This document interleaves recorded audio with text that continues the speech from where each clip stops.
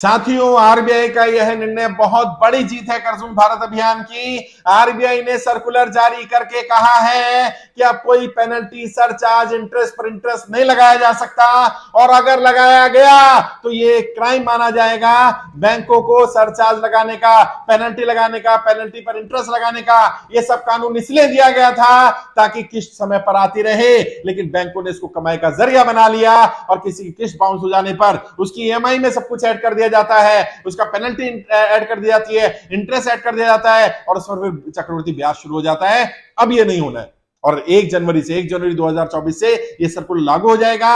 हमारी मांग ये है आरबीआई सर्कुलर को तुरंत लागू करे, और जिन लोगों के ऊपर सरचार्ज लगा, पेनल्टी लगी, इंटरेस्ट पर इंटरेस्ट लगाया गया, वो सब भी माफ होना चाहिए, क्योंकि वो नाजायज तरीके से लिया गया और बैंकों की मनमानी चलने वाली नहीं है। मैं समझता हूं ये आरबीआई का डिसीजन कर्ज मुक्त भारत अभियान की बहुत बड़ी जीत है। हम लगातार प्रयास कर रहे हैं, इसलिए आरबीआई ने 100 साल पुराना अपना नियम बदला है, क्योंकि आरबीआई को पता है ये गलत नियम था। लोगों को पैसा नहीं है तभी तो उनका किस्त बाउंस हो रही है, किस्त बाउंस होने पर उन पर पेनल्टी लगा दी गई, फिर पेनल इंटरेस्ट लगा दिया गया, पेनल्टी को ऐड कर दिया गया ईएमआई में, और फिर उस पर इंटरेस्ट लगाते रहे।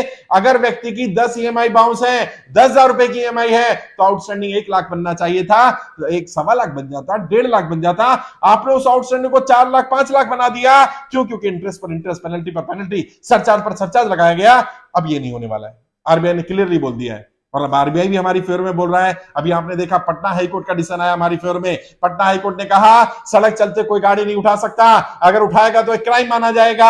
अभी जयपुर कोर्ट का निर्णय आ गया कि आर्बिट्रेटर रखना होगा, मीडिएशन करनी होगी, मीडिएटर रखना होगा, तो कर्जदार की सहमति से रखना होगा। बैंक अपनी मर्जी से किसी को भी आर्बिट्रेटर अपॉइंट नहीं कर सकते, किसी को भी मीडिएशन के लिए नहीं रख सकते, और जिसे भी रखा जाएगा पहले उसकी जानकारी कर्जदार को दी जाएगी, कर्जदार से सहमति ली जाएगी। आहिस्ता आहिस्ता कर्ज मुक्त भारत अभियान के मिशन काम कर रहा है, और हमारी जो मांगे थी वो सरकार आरबीआई के माध्यम से सुननी शुरू कर दी है, कुछ मांगों पर काम करना शुरू कर दिया। लेकिन हमारी जो मेन मांग है, मुख्य मांग है, हम आरबीआई से अपील कर रहे हैं, मैं आपके माध्यम से आरबीआई से अपील कर रहा हूं, और उसको ज्यादा ज्यादा शेयर करिए। आरबीआई के अधिकारियों को, कर्मचारियों को जानकारी पहुंचनी चाहिए। हमारी मेन मांग ये है, जो लोग कर्जे की दलदल में फंसे हुए हैं, सरकार की गलत नीतियों के कारण कर्जे की दलदल में फंसे हैं, या तो उनका लोन माफ कर दिया जाए, और अगर लोन माफ ना किया जा सके तो कम से कम 2 वर्ष का समय दिया जाना चाहिए। उसमें ना इंटरेस्ट लगेगा, ना पेनल्टी लगेगी, ना सरचार्ज लगेगा, कोई ईएमआई नहीं भरनी 2 साल तक। 2 साल तक व्यक्ति को कमाने दो, अगर वो कमा लेगा तो आपकी किस्त भी भर देगा, आपका समय पर पैसा भी चुका देगा। व्यक्ति पैसा मारना नहीं चाहता है, और जो लोग दुनिया में नहीं रहे कोरोना के कारण या किसी भी कारण से, व्यक्ति दुनिया में नहीं रहा, और आरबीआई ने ही कहा था 2014 में कि किसी का भी लोन कराया जाएगा तो उसका इंश्योरेंस होना चाहिए। अब आपने क्या किया? उसका एक्सीडेंटल इंश्योरेंस कर दिया, नेचुरल डेथ में मर गया, अब आप कहते हो मैं उसका घर कब्जा कर लूंगा, उसका ऑफिस कब्जा कर लेगा बैंक। क्यों? क्योंकि उसका तो एक्सीडेंटल इंश्योरेंस था, वो तो नेचुरल डेथ से मरा है। ऐसी नाइंसाफी नहीं होनी चाहिए। व्यक्ति दुनिया में नहीं रहा ना, चाहे इस कारण से रहा या उस कारण से रहा। मैं आपसे पूछना चाहता हूं, अगर कोई व्यक्ति दुनिया में नहीं रहा और उसके छोटे छोटे बच्चे, कमाई का कोई साधन नहीं है, क्या ऐसे बच्चों को घर से निकाल दिया जाए? ऐसे बच्चे जिनके सर से पिता का साया चला गया, क्या उनके सर से छत भी छीन ली जाए? क्या ये इंसाफी है? क्या ये नाइंसाफी नहीं है? आप बताइए। और अगर आपको लगता है ये नाइंसाफी है तो आरबीआई को तुरंत इस पर निर्णय लेना चाहिए। आरबीआई के अधिकारी ये बात सुने कि ऐसे लोगों का तुरंत लोन माफ होना चाहिए, इसमें उनकी गलती नहीं है। और अगर इंश्योरेंस नहीं किया तो ये भी बैंक की गलती है। बैंक की जिम्मेदारी बनती थी कि बैंक को इंश्योरेंस करना चाहिए था, और इंश्योरेंस कंप्लीट वाला करना चाहिए था। प्रीमियम ले लिया आपने कंप्लीट वाला, इंश्योरेंस कर दिया एक्सीडेंटल, इंश्योरेंस कर दिया क्रिटिकल इलनेस का। ये नहीं चलेगा साहब। और मैं आप सबसे कहना चाहता हूं, बिल्कुल मत घबराइए। अगर आप कर्जे की दलदल में फंसे हुए हैं, आरबीआई हमारे फेवर में काम कर रहा है, अभी कोर्ट भी हमारी फेवर में काम कर रहा है, और मैं आपको लिख कर दे सकता हूं, वित्त मंत्रालय, भारत सरकार को भी हमारे पक्ष में काम करना पड़ेगा, हमारे पक्ष में निर्णय लेना पड़ेगा, क्योंकि हमारी मांग जायज है। हम कोई नाजायज मांग नहीं कर रहे।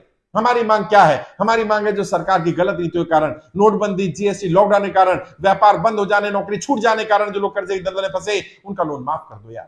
बड़े बड़े उद्योगपतियों को राहत दी जाती है, लाखों करोड़ों रुपया लोग लेकर भाग जाते हैं, उनका लोन अंडरराइट कर जाता है, राइट ऑफ कर जाता है, अलग अलग माध्यम से उनको लीन पीरियड दे दिया जाता है, उनकी मदद की जाती है। आम जनता, आम व्यापारी की भी मदद कर दो। व्यापारी बहुत परेशान है, और लोग कर्जे कारण सच में बहुत परेशान है। अभी 8,10,000 ज्यादा लोग कर्जा मुक्ति अभियान में जुड़ चुके हैं। लोग बता रहे हैं स्थिति बहुत खराब है, वो अपना घर चलाएं, कैसे कैसे जिंदा रह रहे हैं, और बैंक उन्हें प्रताड़ित कर रहा है, रिकवरी वाले प्रताड़ित कर रहे हैं। अब ये बदमाशी नहीं चलेगी बैंकों की।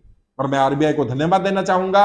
और आप सबके माध्यम से, ये मेरी जीत नहीं है साहब, ये हम सबकी जीत है, ये आपकी जीत है, आपके उस विश्वास की जीत है कि आपने भरोसा किया कि हाँ वाकई एक व्यक्ति मेहनत कर रहा है, हमें उसका साथ देना चाहिए, सपोर्ट करना चाहिए। और मैं आप सबसे फिर वादा कर रहा हूं, एक दिन वो आएगा जब जनता कर्जा मुक्त होगी, या तो वर्तमान सरकार जनता को कर्जा मुक्त करेगी, या ऐसी सरकार लेकर के आएंगे जिसका सबसे पहला निर्णय होगा जनता को कर्जा मुक्त करना, जनता का कर्जा माफ करना पड़ेगा, और कोई विकल्प नहीं है सरकारों के पास। या तो वर्तमान सरकार कर ले, वरना ऐसी सरकार लेकर के आएंगे। मैंने बार बार कहा है, अब ये लड़ाई आपकी लड़ाई नहीं है, अब ये लड़ाई मेरी लड़ाई। कोई गलत कदम मत उठाओ। मैं आपसे हाथ जोड़ के विनती कर रहा हूं, आज ही पता चला एक परिवार ने आत्महत्या कर ली, कारण वही कर्जा था, 6 लाख रुपया कर्जा था, 7 लोगों का परिवार था, 7 लोगों ने आत्महत्या कर ली। यार मर जाना समाधान नहीं है, कर्जा आज नहीं तो कल उतर जाएगा, जीवन तो बहुत बचा हुआ है भाई, है कुछ वक्त खराब हो सकता है, 2 4 5 10 15 साल खराब हो सकते हैं, पूरा जीवन खराब नहीं है, पूरा जीवन बर्बाद नहीं करना। अपने आप को दोषी मत ठहराओ, अपने आप को दोष मत दो, आप कर्जे की दलदल में फंसे, इस पे आपकी गलती नहीं है, इसके लिए सरकार की गलत नीतियां जिम्मेदार हैं, सरकार की गलत नीतियों की सजा अपने आप को नहीं देनी है। मैं आपकी लड़ाई लड़ रहा हूं, मैं आपका भाई, आपका दोस्त, आपका बेटा, मैं आपसे वादा करता हूं 1-1 रुपए का आपका कर्जा उतरवाऊंगा। अब ये लड़ाई आपकी लड़ाई नहीं है, अब ये मेरी लड़ाई है।